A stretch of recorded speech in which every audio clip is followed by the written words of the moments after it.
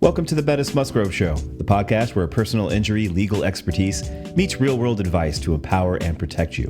Join us as we delve into the critical aspects of personal injury cases, break down legal jargon into actionable insights, and share essential safety tips to help you navigate life's unexpected moments. And now, here are your hosts, Spencer Bettis and Ben Musgrove.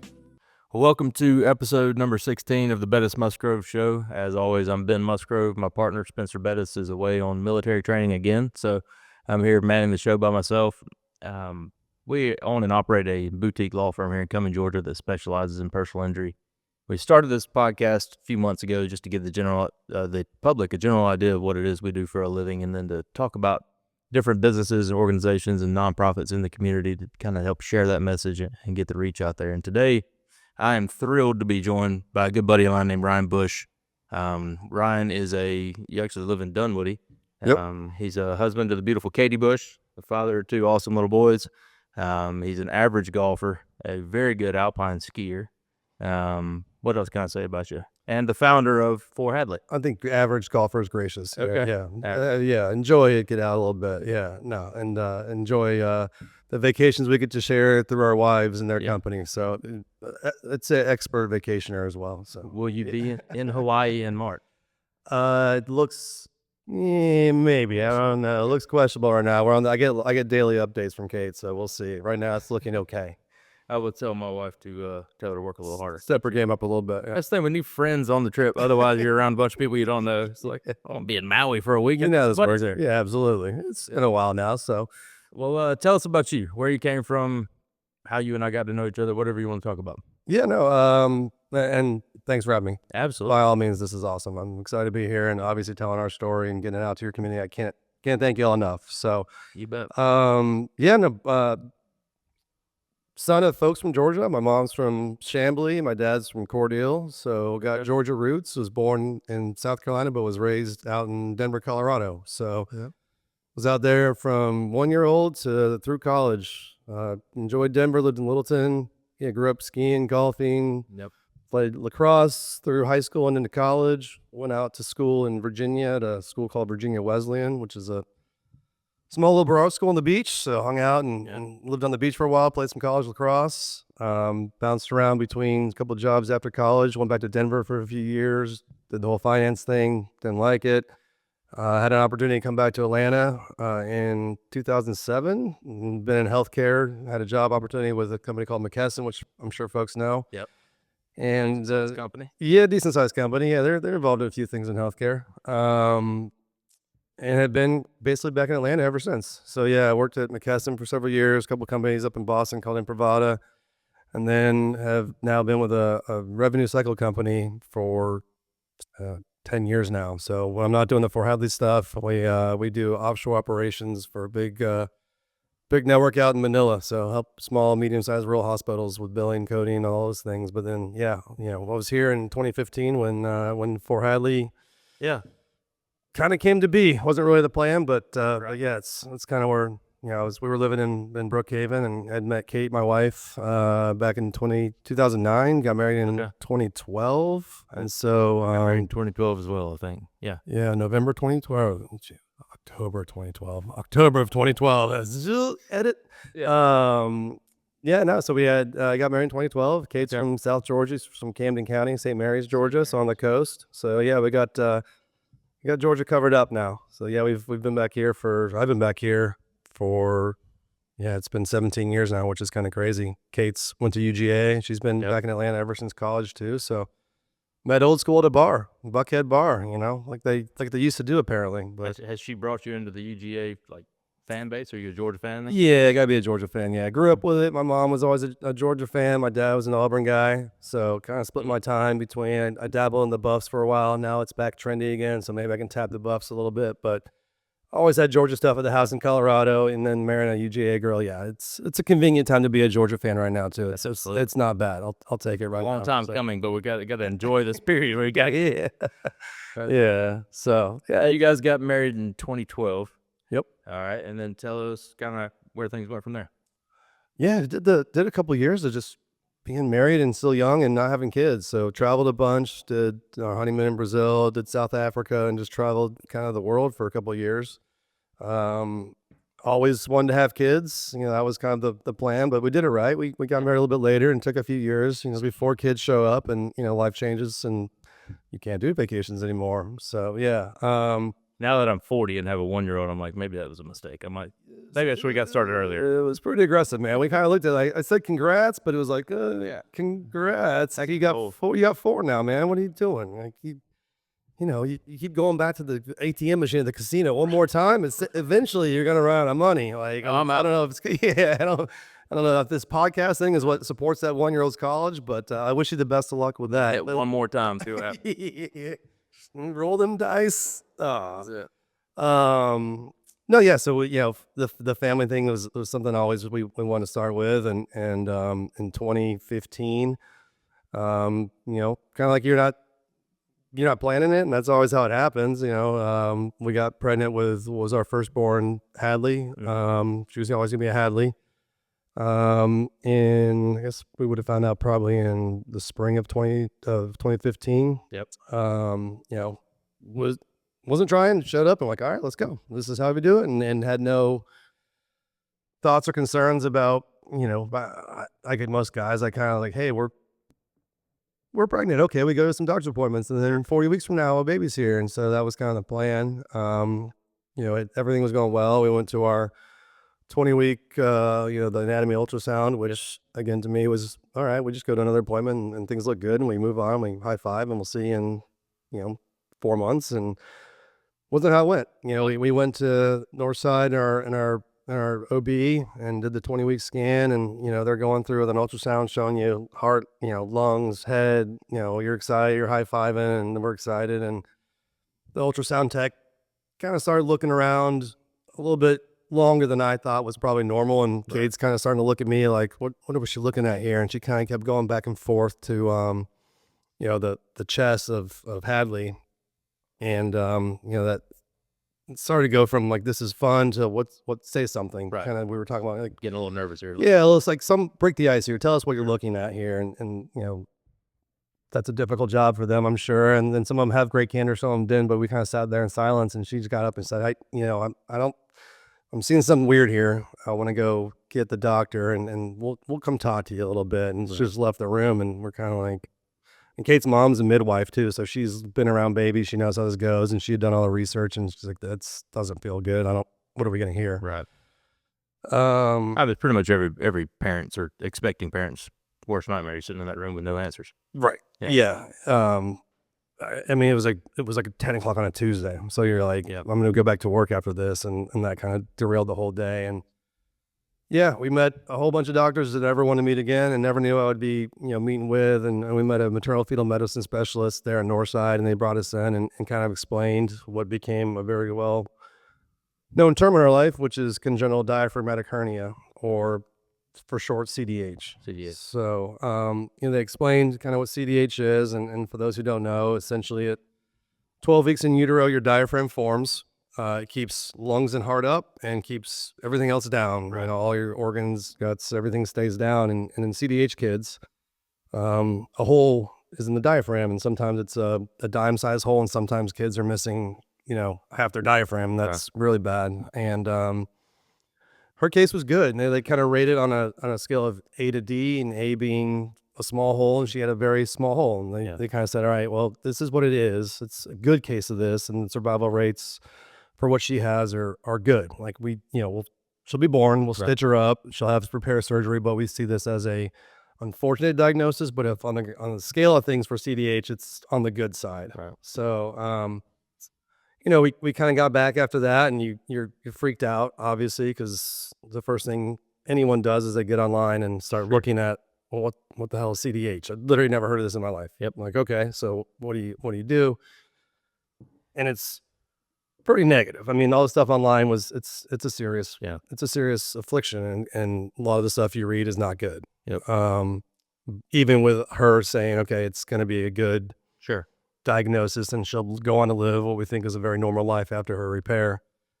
So we kind of had that couple of weeks where we took it all in, did our research, talked to a few doctors and the team at CHOA, and we met with the surgeon there who we've become very good friends with since, and he did the same thing, said, hey, you know, I think you should be fine. Like, we didn't really have time to look around at other places. I mean, every state's got probably a pediatric hospital. They specialize in things like this, and Cho is about the only one in Georgia that does, and over in Augusta they do some work there too. But places like Boston Children's or Children's of Philadelphia or all Children's down in Tampa with Hopkins, they do a lot of cases with it. We just didn't have the time to really do a lot of research. Right. Well, and it's like I said, you live here and they're here. Yeah. At the time we were living, 2 miles from Eggleston. Yeah. So anything we needed was at Eggleston, at Cho, and we had, obviously met the team there. And so we kind of let ourselves get back to feeling good about it. Like, okay, this is her journey. This is going to be what happens. We'll see her at 40 weeks, but they've given us, a positive diagnosis of what could be a very negative diagnosis. So I felt good. And then, I was in Boston at the time. I was working for a company in Boston, and I was at a sales conference, and Kate called me. She was 25 weeks at the time and had been having some lower back pain, and just chalked it up to, I don't know, I slept weird or versus pregnancy, and nothing really to worry about. And, I just said, keep me posted. And, I was up there for like 3 days, and then it didn't get any better. And I said, why don't you just go, see your doc. I'm like, go see what's going on. And she called me back like a couple hours later and was like, I'm actually in labor, active labor. Yeah. These are actually contractions. Like, I don't, contractions, I guess, can come a lot of places. Some people get them front, some people get them in the back. She gets them in her back, and she did with our other kid. So, I, booked it back to Atlanta as fast as I could. She had already been admitted basically to Northside. So, hey, we're going to try to, we need to stop this, obviously. Sure. Like you said 25 weeks? 25 weeks, which under the best conditions without CDH is very early. Yeah. I mean, it's viable, but it's going to be a struggle. And when you add on the CDH, which the issue with CDH that happens is when things that aren't supposed to be in kids' chest cavities stay up there, it inhibits lung growth. Yeah. So a lot of the kids are born with 35%, 50% lung capacity, because organs that are firm, like a liver or something, is not going to move for lung tissue to develop. So hers she's 25 weeks. She has CDH. I got home, I think on a Friday, and they had basically she'd been on, milk of magnesium, anything basically to keep her, they had her like, tilted upwards to try to keep labor from happening. Right. And then I got there, and probably 8 hours later, like, Can't stop it. I mean, this is happening. We're going to do everything we can to make her comfortable, to make Hadley the baby comfortable. But given the 25 weeks and CDH, we don't expect her to really be here for very long. I mean, they had started talking about a term called comfort care, which is, she's going to be born. Mm-hmm. We're probably going to give her to you for an hour or two, and then we expect her probably to pass pretty shortly thereafter. So yeah, you deal with, you got to internalize that. I'm freaking out. Kate's freaking out. We had some family that come up to stay with us, and that was kind of what we expected to happen. That's okay. We'll get our time, and we'll say our goodbyes. And then she came July 20th, 2015 was born. Absolute pistol out the gate. They said she wasn't going to cry, and she was crying, and we were like, what's happened? Like, they did their APGAR scores, which is you kind of test vitals, and her APGAR scores are crazy, and they're really good. And then basically said, hey, you know what? Like, this is not what we expected. Right. We were going to take her to the NICU, and we're going to go to work. Like, we're going. Like, we don't know what's going to happen. No promises. She was 1 pound, 8 ounces. So like tiny, really small. But she was born. We got to cut the cord, do all the things you do as a parent, and then she was out the door to the NICU. And then for 6 days she crushed. She was doing great. Tiny, but they had her kind of like figured out a little bit. She was finicky, but they can't do the surgery on a CDH baby till like at the very earliest, like 32 weeks. Okay. So even if they could, they're like, we got to get her. She's going to be here for a very, very long time. She's very sick. But if we can get her to 32, 34 weeks, then we can start talking about, fixing her. Right. And then with like a lot of CDH babies, they have what's called a honeymoon period, and their body kind of settles, it figures things out. And then as the kid grows, I mean, babies grow so crazy rapidly. So in her case, she had, 30-something% lung capacity. Their heart is still pounding. I mean, it's, Right. it's still pushing blood. And what typically gets, is tough for CDH kids is it's called pulmonary hypertension. They have tiny lungs, but a full heart pumping blood Right. into a place that can't handle Too much pressure. too much pressure. Yeah. Yeah. And so at six days, they called us and they're like, hey, you guys need to get here. So, things are going south. Right. So, we got to be there with her for, the full day, and they kind of made us comfortable. They let us know kind of what was going to happen. And it became kind of evident. You're kind of looking at her stats and her O2 saturations, and it's not going good. And there's nothing that, it's that same helpless feeling of like, there's nothing we can do to stem this tide.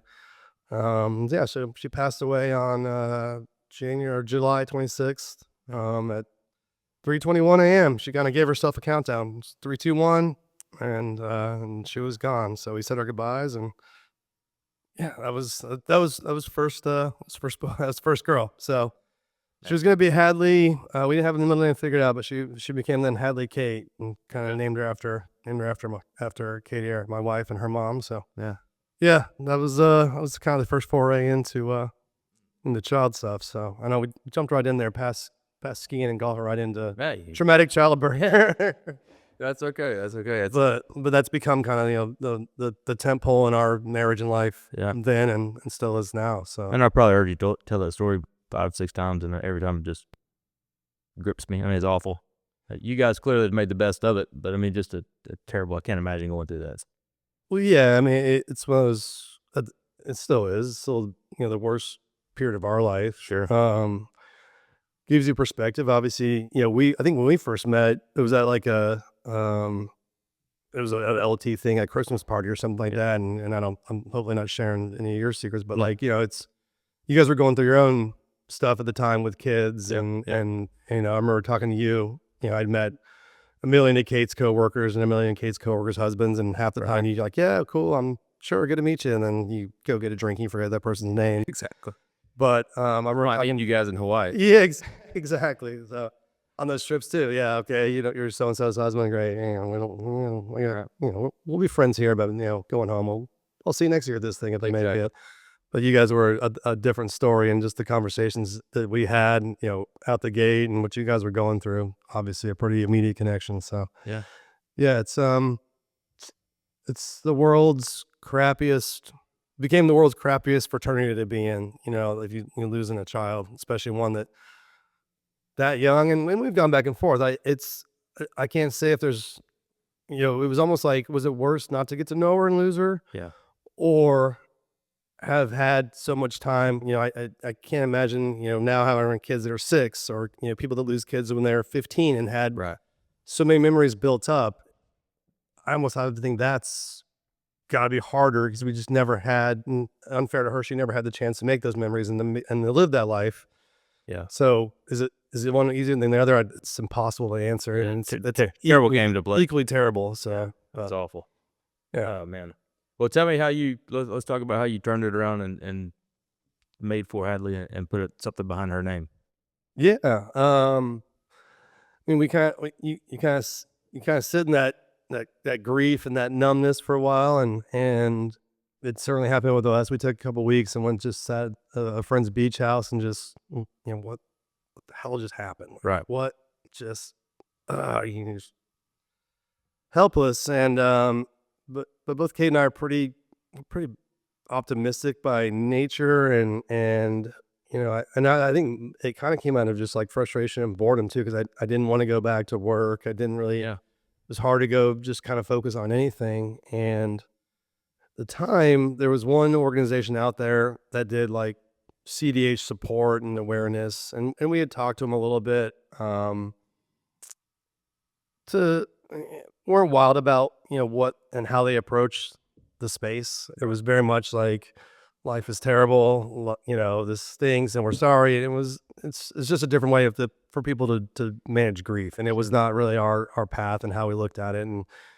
And me in particular, I just needed something good to come from this. I hate losing. I mean, I think in anything, in sports, work, deals, anything, I hate losing. It's just I'm competitive by nature, and this felt like a case where we lost. There's nothing to do about it. Like we lost against this, and it was becoming. I kind of took it personal, and I think Kate did too, and needed something to kind of put energy and purpose towards. And at the time, I had been playing in a lot of golf tournaments for work. Like, we'd go to sponsor clients' golf tournaments, and you go out there and you hobnob, and it's, I kind of knew what I like golf. I knew it made for a successful golf tournament. I knew what worked, what didn't work. And so, I talked to the other organization at the time and said, hey, I think we're going to do it. We're going to do a fundraiser. We want to do something here to build her legacy and remember her by. And, Absolutely. And would you guys want to be a part of that in some capacity, or at least you're going to be the benefactor of this? And, a friend of ours who's now on our board, he's been on our board ever since. He's up here and coming too. A buddy named Matt Cabral is just a whiz with marketing and branding. And then I said, if we're gonna do this, I want to do it right. I want to have a cool tournament name. I want to have a brand. I want her to be front and foremost of everything we do. Right. And he spent an insane amount of time and using his skills as a creator and marketer to build what became our brand and the logo and everything. But logo. Yeah, he did the logo. All of it was, we were sitting. I remember still as clear as day yesterday, sitting at Top Golf. Yeah. Off of Mansell. I was like, I have this idea. He's like, all right, you tell me what you want. I'm gonna go build it, and built the logo, built our website, built our messaging, and our first tournament was in the spring of 2016, and it just crushed. I mean, it was kind of like, it was so recent still that people wanted to be a part of something for us. Yep. They wanted to help us in some form or fashion, and everyone wants to come play a good round of golf. And so our first one was at Capital City in Brookhaven, and it just blew up. And we took the funds and the proceeds from that and donated to our organization. And it didn't love how they spent it. Right. The transparency on it was terrible. It went towards messaging again that we didn't necessarily agree with in terms of negative and moribund and woe is me and this kind of. And it was like, this didn't feel right. It didn't feel good about it. And I'm sure there was some good done with it, but it didn't feel like what we wanted her legacy to be, which was kind of hope, optimism, opportunity, growth, moving forward kind of stuff. And we sat down after that one, and I think we got our own thing here. I think we can do this on our own. And at the time, I was still working, traveling a good bit, and I talked to Kate. Obviously, she always has been wildly successful with what they do, and we were in a spot where I could take a minute to build this thing. So I quit my healthcare sales job. I stopped traveling, and I basically just built Fore Hadley from the ground up as if we were doing it's nonprofit name only. I mean, in by classification and what we do, but we built it like a business. I did not know you quit your job at the time. I thought you just were doing this on the side. That's wild. Yeah, it became probably a little obsessive. Okay. I mean, I probably need to quit or they're going to probably fire me. Right? They came in, we get it. We sympathize, but you still got to come in here and do some things every now and then for us. And I was just like, I don't want to do that anymore right now. So I took, it was probably 6-9 months to just basically do Fore Hadley ground up. Did you have any experience starting a nonprofit or being part of one? Zero. Zero. I mean, I volunteered for like the church that we were at Peachtree Road. I've always supported friends, charities, and volunteered whenever we could. But in terms of like what went into building a nonprofit, no. Well, you got your marketing guy in place. He's made you a logo. You've already had one golf tournament. How do you take it and then scale it to what you have today? Yeah, we did. I learned Squarespace. So he built like the framework of the website. So I just got on and started learning how to code websites. That's crazy. I started, I looked at I interviewed and talked with a lot of folks here in town who had nonprofits. If you probably know, the Kyle Pease, Brent Pease and Kyle Pease. I sat with him for dozens of lunches and like, hey, how'd you guys build this? There's a company called News Story, which they've gone and done insane things in the world. They've taken off like an absolute rocket ship and said, what did you guys do? So I basically just asked dumb questions. Anyone that take a lunch, I took a lunch. And then we did probably everything right, wrong, and in between to start. We built the website, we built the marketing, we made our story very much a part of everything. We put her front and foremost on everything we did. We got really good buy-in from, I thought it would be important to have, I'm not a doctor, right?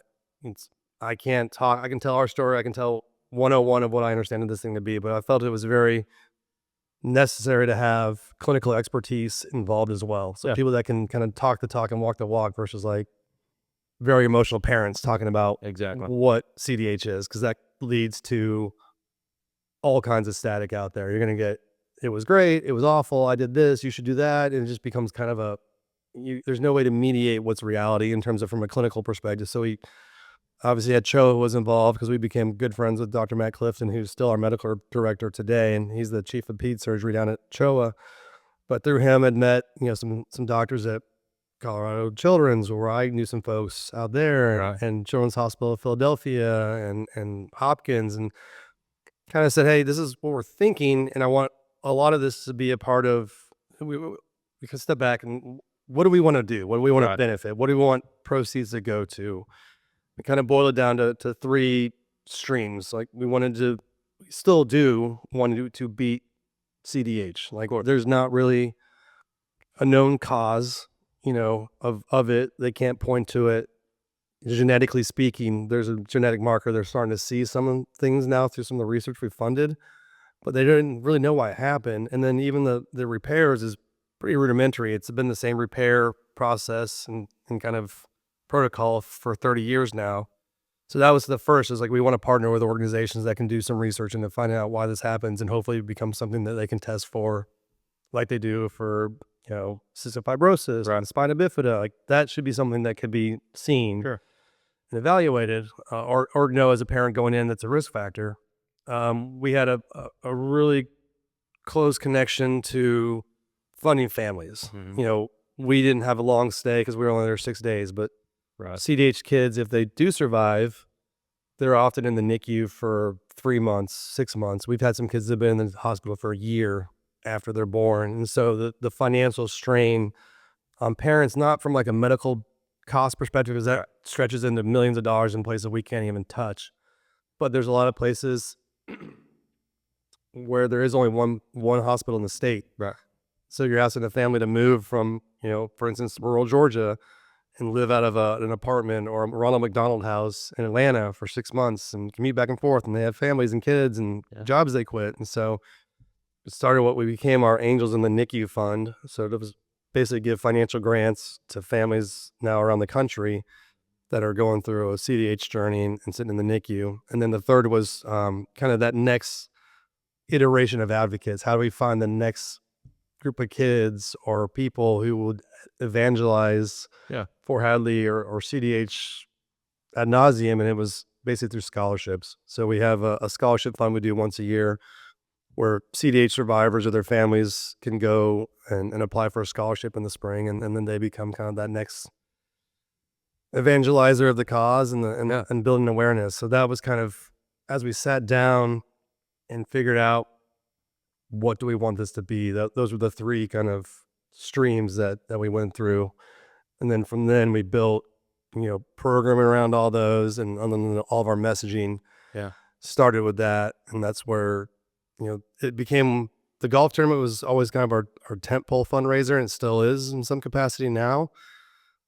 But, how do we branch out to other events, events are what they are.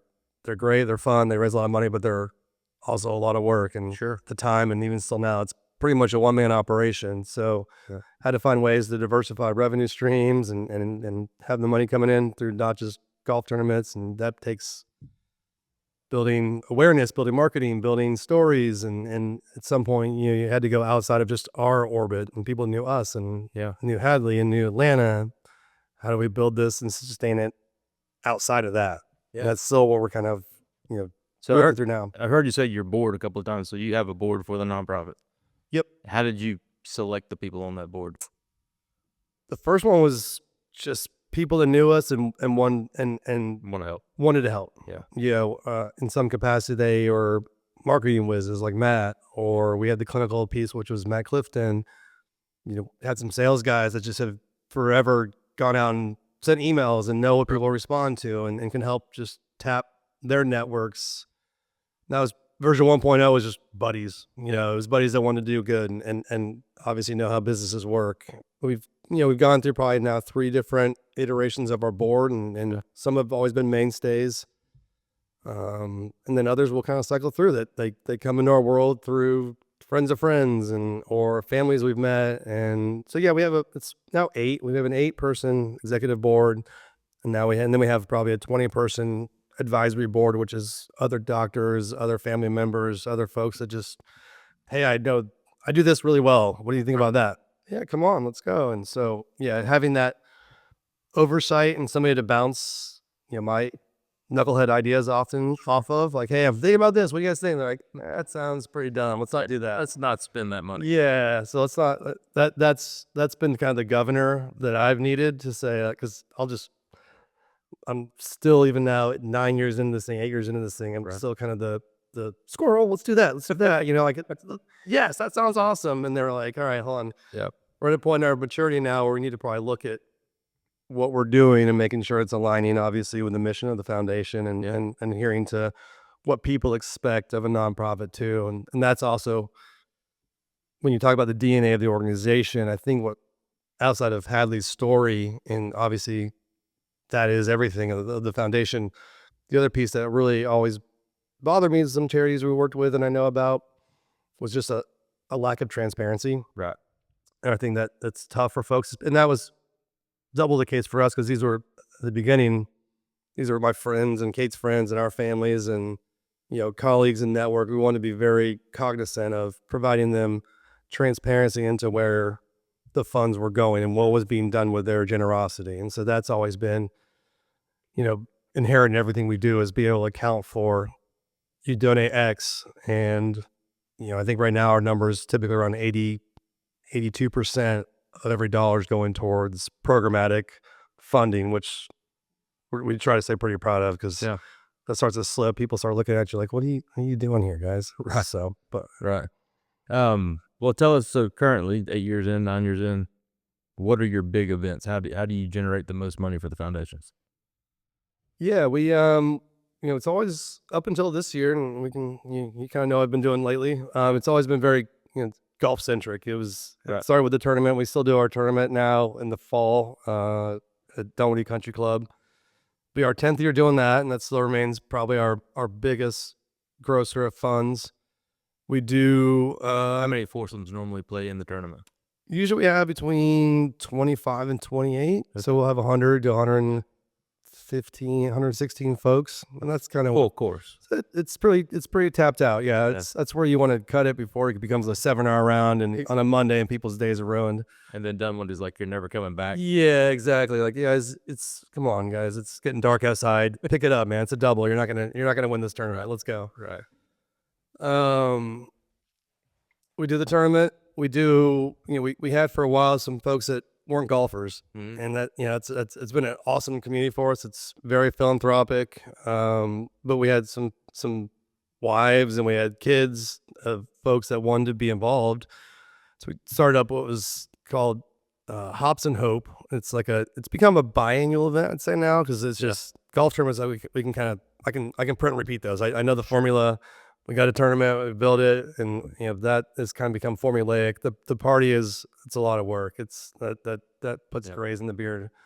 So we've started doing that every 2 years, and that's probably more of like not necessarily a huge revenue generator, but it expands the tent. It brings people into the fold, and it's really cool to see kids now want to get involved. You're not gonna have a middle schooler out there on the golf course. Maybe they come out and volunteer, but come to those parties, they hear some stories. We throw up the carnival tent and they love it, and they you get to see pictures of kids wearing their hats, and that's been awesome to see. Well, Spencer and I came last year, and you brought in one of the families that you guys had just supported, and it was, everybody there was crying. Yeah.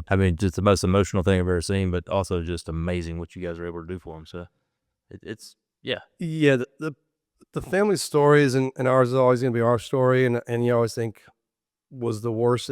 That's the crazy thing about this community, not even just CDH, but we went to some support groups, for fetal loss afterwards, and you think our story sucks. Like, that sucked. Like, I'm, and you go into these things thinking that's the worst it could be. And have met so many people here in Atlanta and nationwide who have lost multiple kids, have lost, have done, they lost a CDH kid and then they couldn't get pregnant and then they lost, and just like, there's always, it's never the worst. And that's not supposed to be like morbid, but it's good perspective, I guess. You hear somebody like the family out there who are from Dawsonville, I think, talk, and just, it's like, oh, okay, like, Right. we're gonna be okay. And this is our journey, and this is what we have to deal with. But there's so much more, and there's so many other people out there that you don't know are going through something similar, Right. worse. I don't, definition of worse, I don't know. I still think ours is the worst, but it's different. And the same thing with you guys. Both our families have gone through, after Hadley, we've gone through more, and you guys, there's always someone going through something, and it's going to be different, but it's also, you hear those stories and you're like, oh, and the more you get into it, I mean, going through something and talking to people, the more stuff you do see that other people are going through. I mean, just from Spencer and I doing this podcast, the things that I've seen that I didn't even know existed, like CDH, for instance, before I met you guys, no clue that was even a thing. Now you know about it, and then you learn there's other aspects of it and different things that can come from it too. I mean, it's a big community. It's a terrible community, but it's awesome at the same time, just because bright things are made of the negative. It's enlightening, and it's just especially if you've lived what I would call, a lot of us have a pretty blessed life. Absolutely. You've in our community, our friend network in Dunwoody, Georgia, or Cumming, Georgia, on the surface of it, we're all going through things, but there's still, on the grand scheme of things in this world, live a pretty blessed life. 100%. And with, there's going to be inconveniences and stresses, and we all live them, and you all do it, but you see and you appreciate what people can experience, and on the back end still have optimism and hope and desire to still go forward. And you're like, oh, okay, this thing I thought was significant, I should care about and get stressed about and pissed about, like,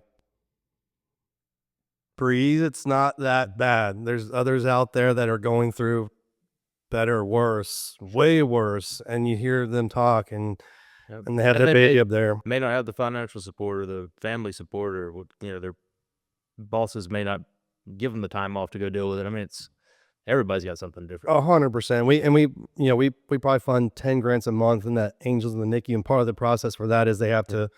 There's just a 2-page application, but you need to tell a little bit about their story and kind of what they're going through as they're going through this journey. And you read them, and just like, how do you function on a daily basis? They have 3 kids at home, and their husband's a truck driver, so he can't be at the hospital every day like we were. I mean, we lived at the NICU for 6 days straight. We did not leave. There's families that, I can't quit my job. I have 3 kids. I live 4 hours from the hospital. I get to go up every 2 days because then I have to go home and, put my kids in school and tell them it's going to be okay. And maxing out credit cards. Yeah, exactly. They're 100%. And it's just, that's that part of what we do has been so cool and just interesting, and it just gives you, like, especially nowadays when I think this world is just so preordained to assume the worst, or so much focus on negativity, and it's there still. It's something you still see every day, and it's been cool for us to look at through the lens of Fore Hadley of, guys, it's not all bad. Like, and you know me well enough, I still get stressed, I still get annoyed, and I still flip out about things I shouldn't flip out about.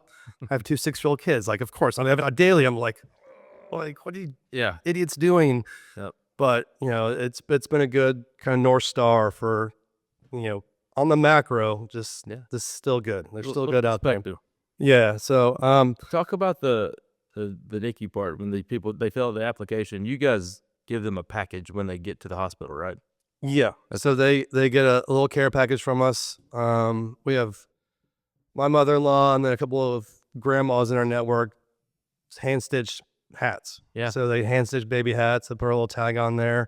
So yeah, they get there, they get a check from us, they get a couple hats like this, they get just some odds and ends that you don't think about in the hospital, chapstick, hygiene stuff, just things that you don't think about until you're there and you're like, I haven't left this place and taken a shower forever. So they get a little care package. We'll do stuff around Christmas too. We'll send probably 50 packages out to families around the country that have a little teddy bear in them, some socks, a check, and an Amazon gift card to go take care of stuff back home over there. So yeah, they get that, and then some of them we'll ask them if they want to be, feature their story or do a little vignette for us, because that's kind of how you propagate content. I mean, there's part of that. It's like, hey guys, help us continue this fun by telling stories like yours. People want to learn and hear. Again, back to the transparency piece, but it also just lets people connect to stories outside of just ours, and so I think we're at 47 of 50 states now we've funded it in. So there's a geographical connection too. If you're in Oregon and you hear about Fore Hadley in Atlanta, we're probably never going to meet, but if you hear about a story in Oregon at Oregon Health Sciences Center, they'll connect. We'll facilitate introductions of hey, whether it's you're going through something similar as this family and you want to talk to them, or you're just from this area and you want to grab lunch with somebody and ask them some questions. Part of that is huge too. I think people need that community, and we don't do much in terms of the Facebook groups, because that becomes then just mud throwing, and it just, that's not our vibe, and nor do I do much on social media outside of what Fore Hadley does now too. But it's those private one-on-one connections to folks in the community that are walking the same walk as they are, or just live closer to them so they can go see them. We talked about this a minute ago. I was mindlessly scrolling through Instagram the other night and saw that Bob Does Sports, Brilliantly Dumb, and Beautiful Golf Courses gave you guys a shout out. So tell us about that. How you even got connected with them? What you got going now? Well, yeah, up to the tournament, we're kind of looking at we got to find, we can't just rely on this. I mean, this thing you can only put 116 golfers in. You can only, the price can only be X before people are like, yeah, I can't do that anymore. So there's a ceiling on what a golf tournament can create. And I, one night 7 years ago, I think was just up at 4 o'clock in the morning thinking about random stuff, and had this idea for an online golf auction to reach outside of Atlanta. So how do we find folks that are not here coming in to play in our tournament? And had the idea of an online app-based auction where we got donations from, friends that belong to private clubs, or I wanted to find a way to, how do we entice or incentivize golf courses that are looking for, they get hit up all the time. They probably get hit up 500 times a year for free stuff. How do we differentiate what we're asking for? Our cause is good, but there's thousands of amazing causes out there that they have to sift through, and I completely sympathize with that. How do we sweeten the pot a little bit for them? And they're all looking for, they're all looking for marketing. They're all looking for exposure. They're all looking for golf nerds like us to be like, oh, I want to go play. Exactly. Look at that place. I want to go play there. And at the time, Beautiful Golf Courses of Instagram, I just happened to follow them on my personal Instagram and reached out to the guy. I think at the time they had probably 40,000 followers. I cold called the guy on Instagram. Hey, I have this idea. I don't know who you are. I'm in Atlanta. This is our charity. This is my thoughts and my idea. Would you ever be able to be a part of this? And maybe we can throw courses that donate a foursome, a post on your page, that gets them some exposure. And, I have no idea what you put a price on that stuff, but I imagine there's got to be value into having 45,000 golf idiots look at a picture of your course. And just so happens, his name's Mike Lindeke, amazing guy up in Wisconsin. He was literally in medical school when we first started talking, and he was going through a pediatric rotation at Mayo. That's great. He's like, I don't know what it is, the timing, the stars aligning. Yeah. I'm literally a pediatrician in training right now at Mayo. I do this on the side. Sign me up. Let's go. I don't know how this is going to work. I was like, I don't either, but if you're down, I'm down. We'll build this thing. And I think the first year we probably had 40 courses, and there was a mix of public courses that wanted some exposure and friends of friends that belonged to, Cherokee or wherever else in Colorado, where I had some friends that donated around, and we probably, I think, raised $38,000 first year. It's not bad.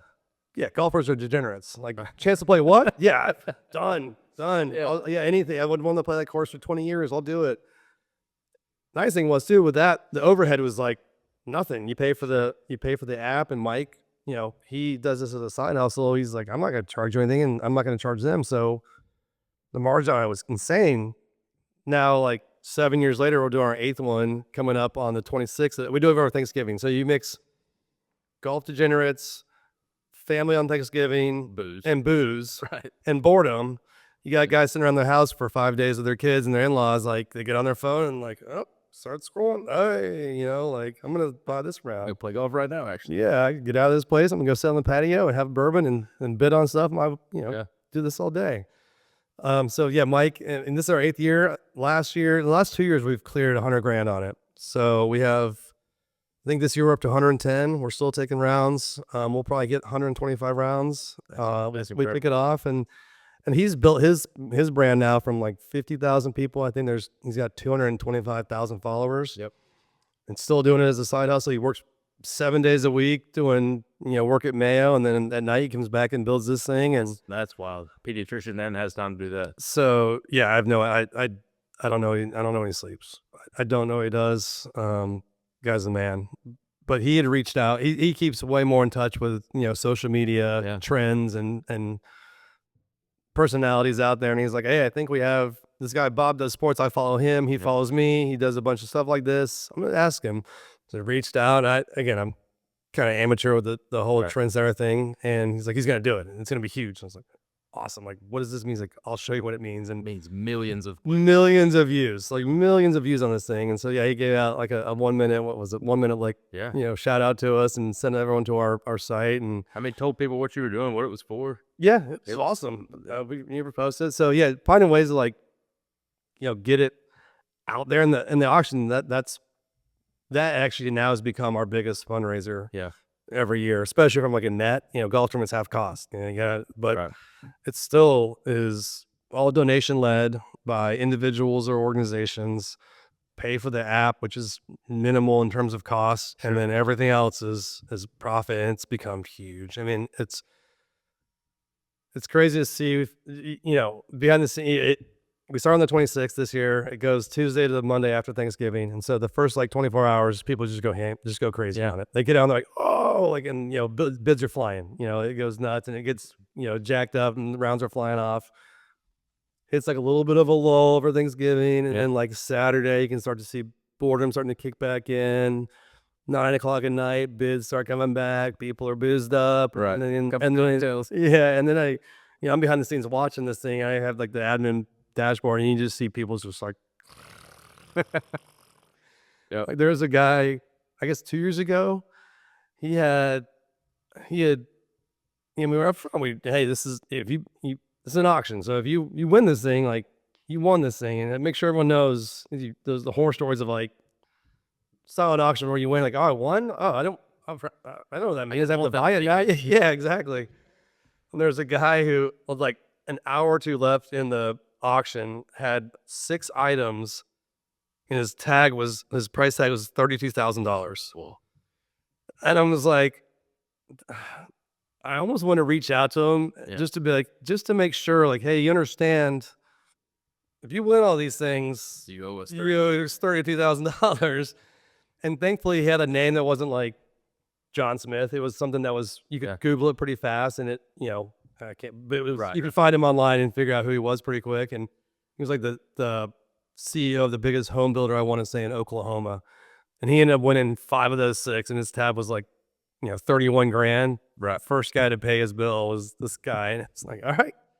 I'm glad I didn't ask you. I took you at your word, but that's played some awesome golf. So. And I think we tapped this vein of, yes, degenerate golfers that want to play bucket list courses, unless they know somebody that's there, will never in a million years play them. And we've also tapped it with companies who have, entertainment expenses. Sure.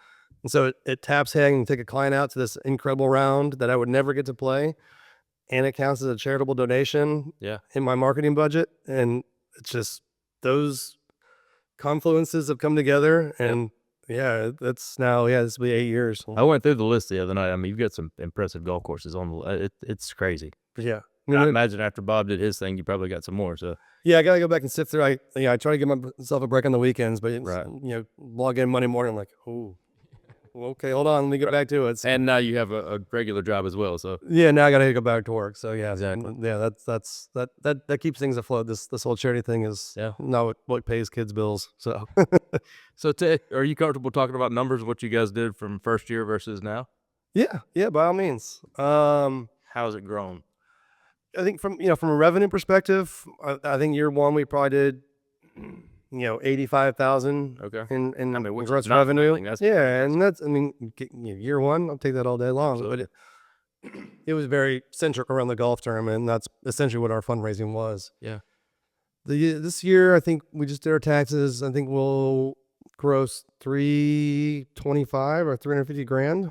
And that provides funding for a couple hundred families a year through the NICU grants.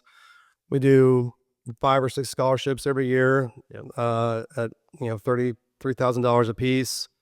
And then now we've started to really cut some checks to big research projects. Yep. So we've probably funded now for the last 3 or 4 years 400 grand Wow. in research into CDH at some of these health systems. Which on the grand scheme of things, when you're talking research grants from like NIH, which are those are what eventually really move the needle. Hey, I'm going to go to NIH and get a $10 million grant for CDH. Yeah. That's probably what eventually will lead to serious breakthroughs and what's starting to bear fruit now.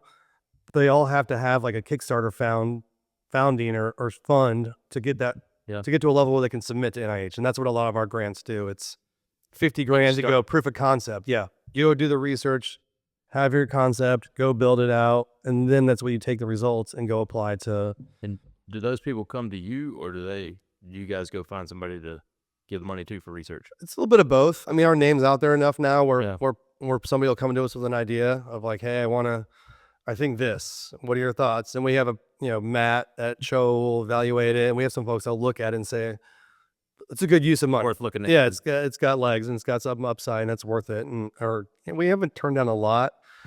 Yeah. Trying to find grants that have tangible, exciting outcomes. And the problem is too, this stuff takes a long time. I mean, anyone that knows the inner workings of healthcare, FDA, all the approvals, this is a project that takes 10 years probably. And so we're 8 years in, 9 years in now, and maybe some of our first grants for research are now starting to work their way through like NIH, and they're putting out papers and research journals and stuff like that. So that's the tough part too, is balancing short-term outcomes, which is a lot of times the NICU families and the scholarships. Those are those cool, fun, awesome, needed dopamine hits of like, this was immediate impact. Yeah. Like had to have it. This allowed them to go see their kids, for 2 months. With the long-term goal of the organization, which is funding research that takes 10, 15 years to get through all the machinations of, healthcare and government and red tape and stuff like that. So that's, from a revenue perspective, as we're structured now, that's probably, it would, if we're going to go the next kind of step up and look at millions of dollars and go chase, we haven't really done a lot in terms of like institutional grant funding. We haven't gotten chased big, city, state, national grant programs. Right. Not because we didn't want to, because we can't, just it's a matter of bandwidth. Right.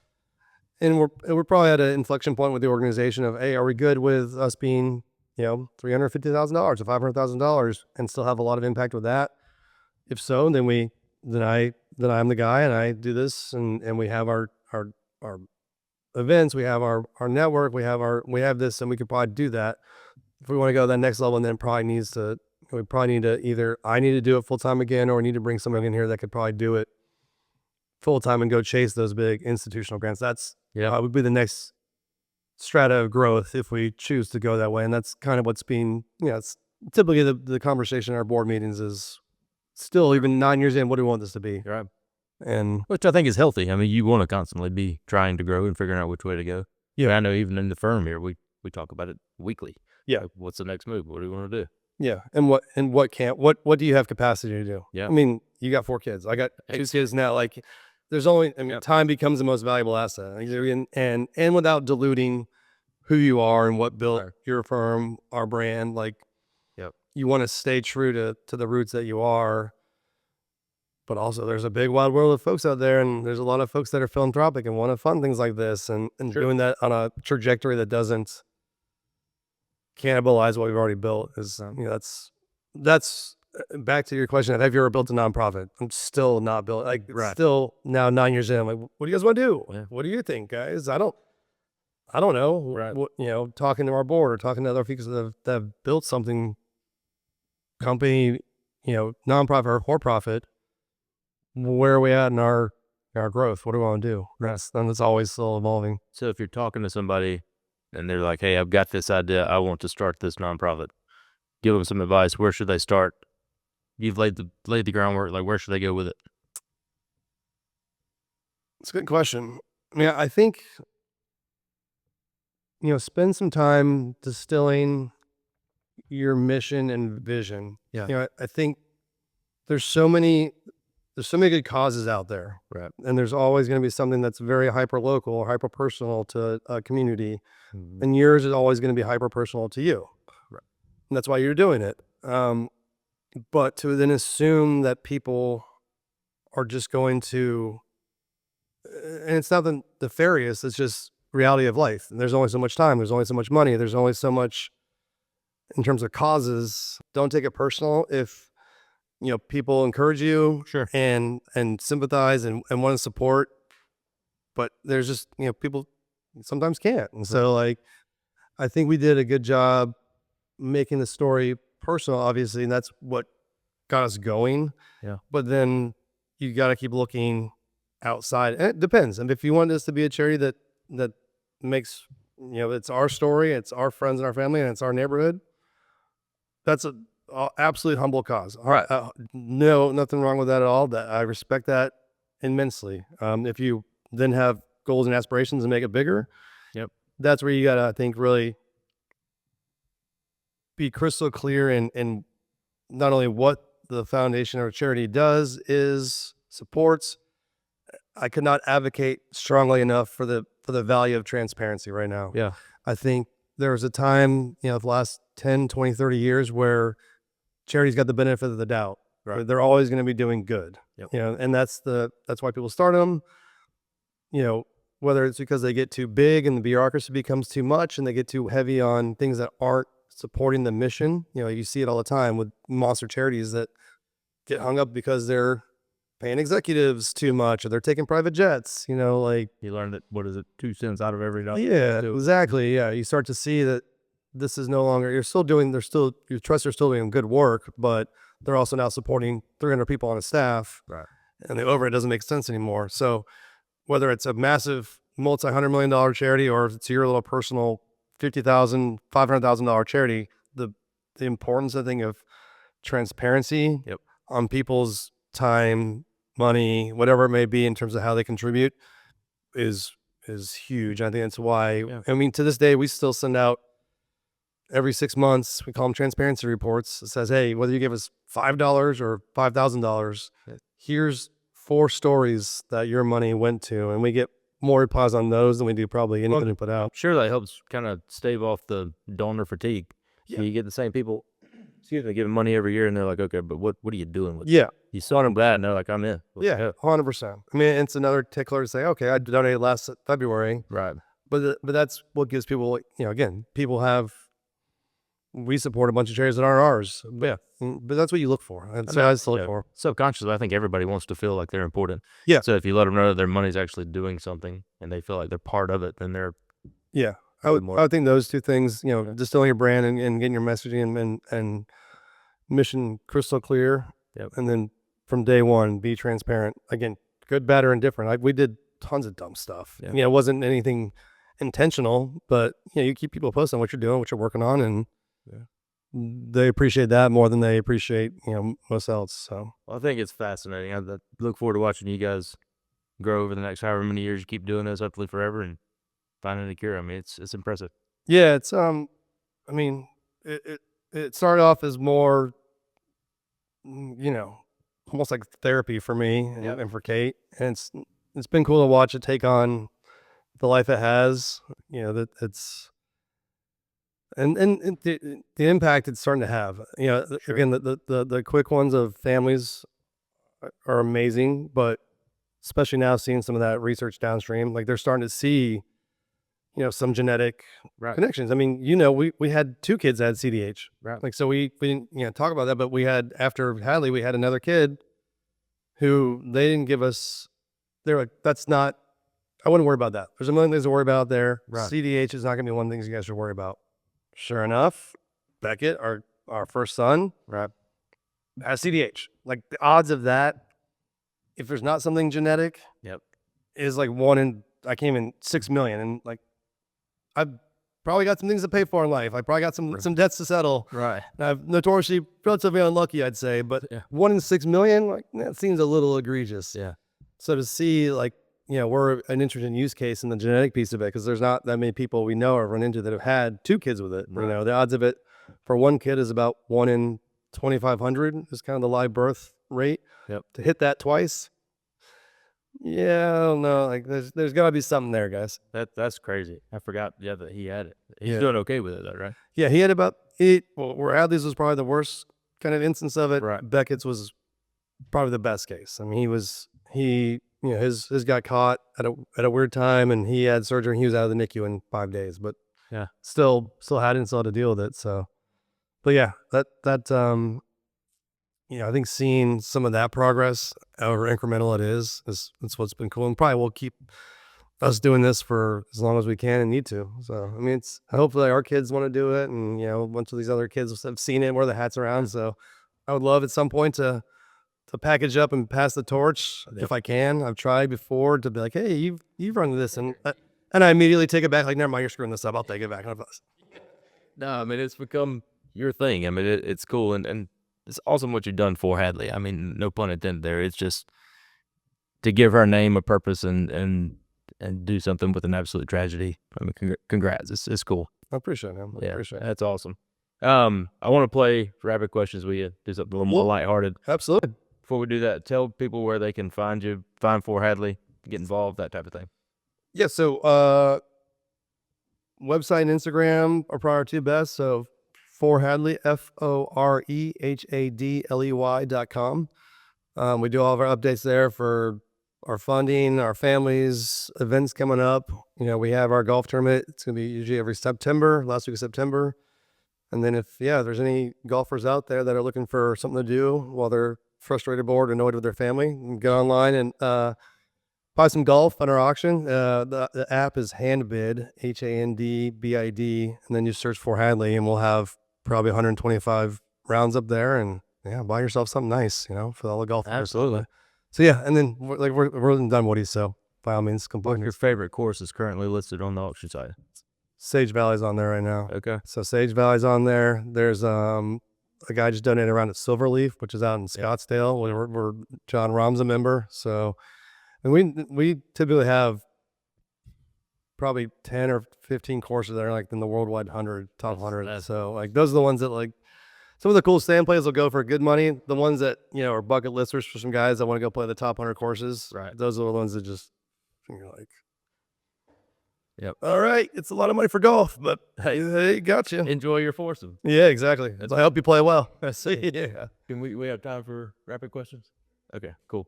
So Spencer and I love this part of the podcast. Yeah, that's it. We'll just ask you about your random stuff. Tell me what you think. So first one, selfishly, what's your favorite ski resort? Ooh, Vail Snob. Love it. Beaver Creek, close second. Okay. Yeah, but those are my spots. So you ever done any Wyoming, Montana, anything like that? Well, we went to We Montana. did Montana, Yeah. which I thought Big Sky was awesome. Yeah. Jackson was great. I've skied Jackson. Jackson's awesome. Didn't have the best snow.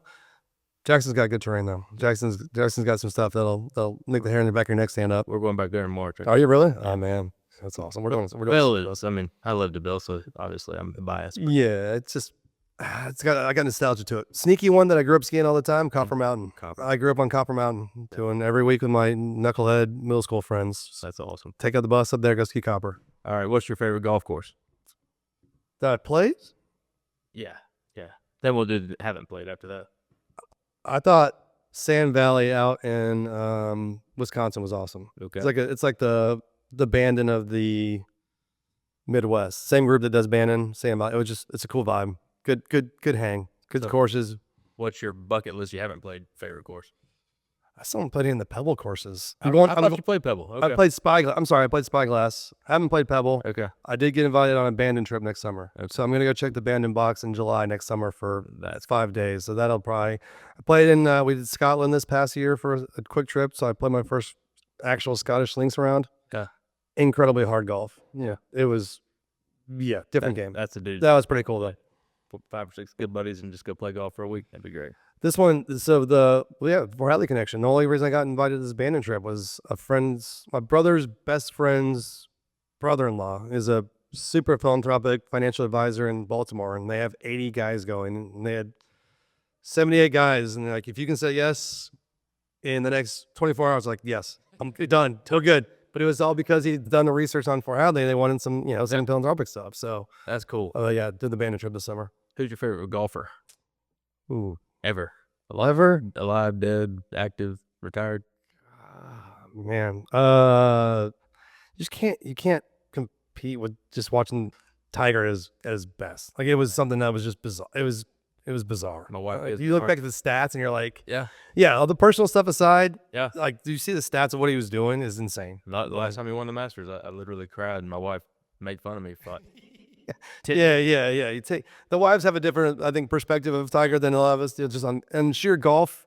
yeah, I had Mike Tyson won this past weekend. I'd have probably cried then too. Yeah, was it's terrible. much. What's the last book you read? If you read.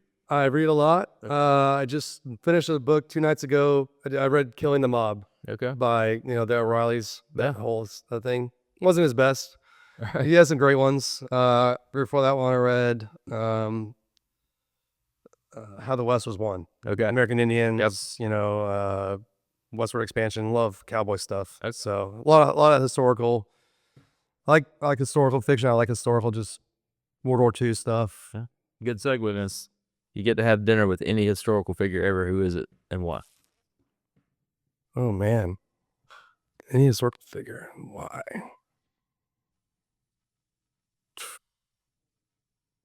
I just because like the war. I love Civil War stuff. Yeah. I love Civil War. So like hearing like Ulysses S. Grant talk about the Civil War. Yeah. Or if you got 2, you get Ulysses S. Grant and Robert E. Lee together, and just be like, all right, what the hell happened? Like, Probably be a pretty awesome dinner. yeah, I mean, I'd sit there and drink bourbon with those 2 guys. Right. But the Civil War stuff infatuates me. I just love just history of this country, and I can nerd out on that for all day. So All right, so you're taking Grant to dinner. I'll have Where- a cocktail. I'll have a nightcap bourbon with Lee, and it's just all right. This is what he was saying about you. Yeah. Check out. Like, this is what he was thinking this whole time. What were you thinking this whole time? Well, where are you gonna take him for dinner? Ooh, here in town? Anywhere. Could be your mom's kitchen. Oh man.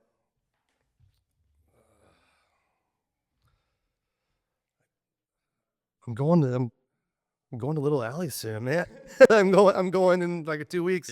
I'm And I'm pumped. Like, I can't wait to go back. I'm gonna get the biggest ribeye you could possibly see. That place is amazing. So yeah, and that on the spot, I could probably think of something more nostalgic back home, but Yeah. I'll take him to a nice little sit down in Little Alley and grab a steak there and do a couple of bourbons. I love it. All right, your favorite thing to do at the end of a stressful day? It's sweats and sit there and with Kate as the kids are bed. I mean, that we sit there and chill. We're both homebodies. We'll watch something on Apple and just have an hour to just relax, and then I read a bunch. Yeah, we'll both watch a show, go read for half an hour, and go to bed. All right, so we'll wrap this thing up. One more time, tell everybody Fore Hadley, where can they find it? ForeHadley, ForeHadley.com. Instagram and Facebook too, but Instagram's probably our best spot where we keep most stuff up there. But that website's always updated with stuff and stories, and Yeah, they can find links to the new auction too, or the current auction. Okay. those will both be on there. So And that goes live 22nd. 22nd at noon. So get your fingers ready, start bidding. Go buy some golf. Go buy some golf, guys. Yeah, take someone special, Support a good cause. Then you got the tournament coming up next year, I guess. Tournament will be in September. It's at Dunwoody Country Club. Okay. So mark your calendars. We're always adding probably 2 or 3 foursomes a year. People drop out, people come on. So I love I it. love having that out there. It's a great tournament. We got great sponsors. Yeah.